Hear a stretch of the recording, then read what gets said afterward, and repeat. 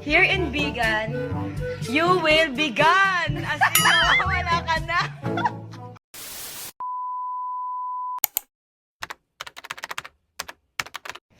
Hi guys! Welcome back to our hat challenge!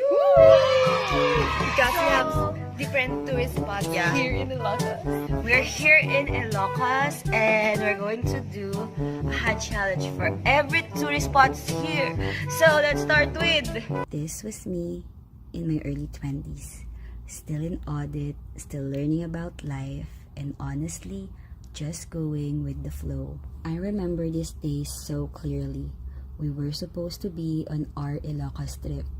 Everything was planned, but at the last minute, everything got cancelled. We had to go to the office and work on a Saturday. What's our first destination? Here in Pagudpod! Pagpod, pagod na, pudpod pa. Here at Pagudpod, ikaw ay pagod at pudpod! Well, that's just the first joke that you'll hear today. Next. This one is vegan. Here in Bigan, you will be gone. As in, wala ka na. Well, that was a little funny, right? In that moment, we could have been upset. But instead, we just laughed it off. We turned the office into our own little tour.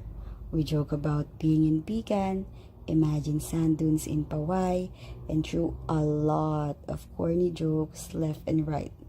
Well, with a little bit of sarcasm on the side.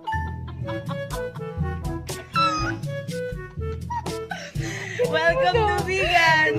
Hi guys. And next is Pawai. Here in Pawai, mapapaway ka na lang. Bakit? Mapasok ka bukas. Hindi naman Pawai. Lawag. Wag na. Wala naman tayo no choice. Our next destination is here in Sand Dunes. So, makikita nyo ang aming Sand Dunes technique. Sand Dunes! Sandon?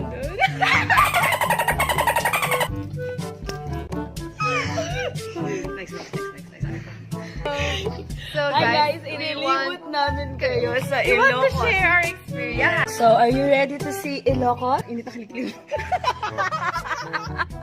And while we were having a mental breakdown, I just come to realize that even if it wasn't the vacation that we planned, it became a memory I'll never forget. Looking back now, I see a version of myself who didn't overthink too much. Someone who found joy even when things didn't go as planned. Someone who embraced the moment, no matter how imperfect it was. And I think this is also the reason why I wanted to upload this video. Even though it's crazy, even though it's ugly, because somewhere along the way, I know that I have this space in my life. And maybe I can bring her back again. So, ililibutan namin kayo. We're going to tour you to Calle Crisologo. Want to know more about it? Search about it. So, I hope you enjoy our tour in Ilocos. So, that's only the part 1. Watch out for part 2. Yeah, busy season is real. Bye, guys!